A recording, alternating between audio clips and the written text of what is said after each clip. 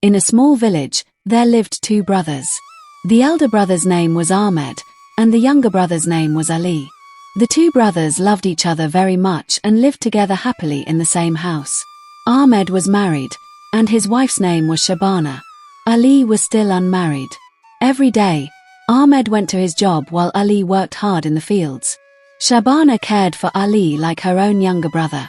Since Ali's parents were no longer alive, Ahmed had raised him like a father, and Shabana had always looked after him like a mother. As time passed, Ahmed and Shabana decided it was time for Ali to get married. Soon, Ali married a young woman named Fardana. For the first few months, everyone lived together happily. The house was filled with laughter and joy. But gradually, Fardana started feeling uncomfortable living in a joint family. Ali, I don't want to live in this house anymore. I think we should have our own home and live separately. Ali was troubled by her words.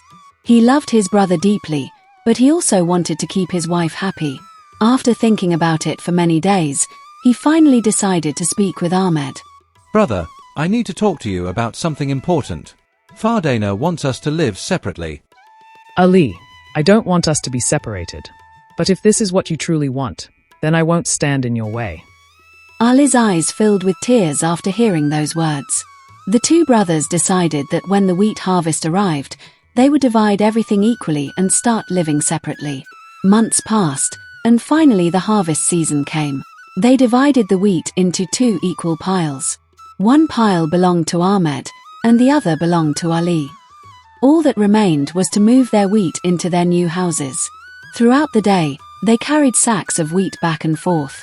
Then a thought crossed Ahmed's mind.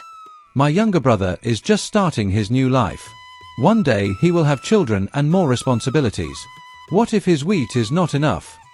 Without telling anyone, Ahmed secretly took some wheat from his own pile and added it to Ali's pile.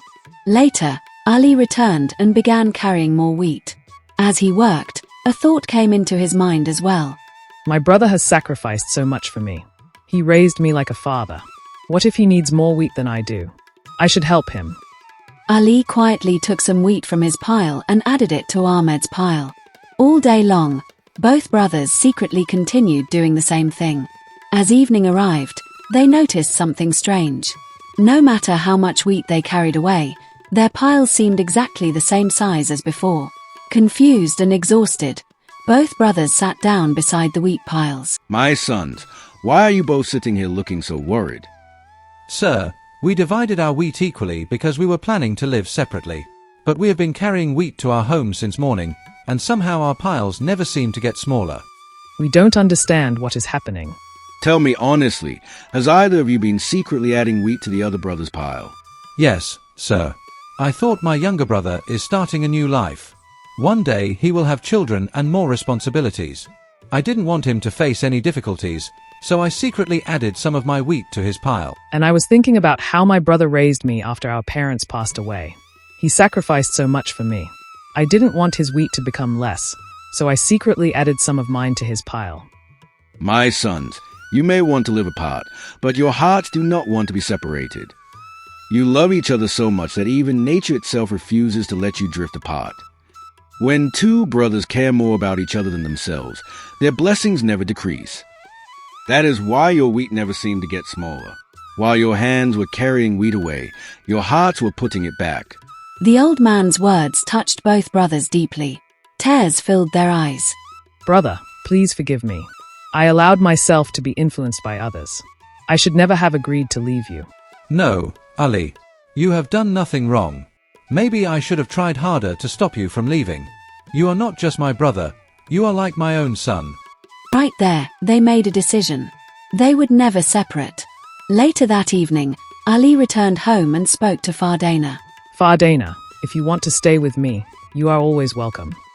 But I cannot leave my brother. When our parents were gone, he raised me like a father. Shabana cared for me like a mother. I cannot abandon the people who stood beside me when I had no one. I am sorry. I was wrong. Please forgive me. I want to stay together as a family. There is nothing to forgive. We are family, and family always finds a way back to each other. From that day forward, the four of them lived together in peace and happiness.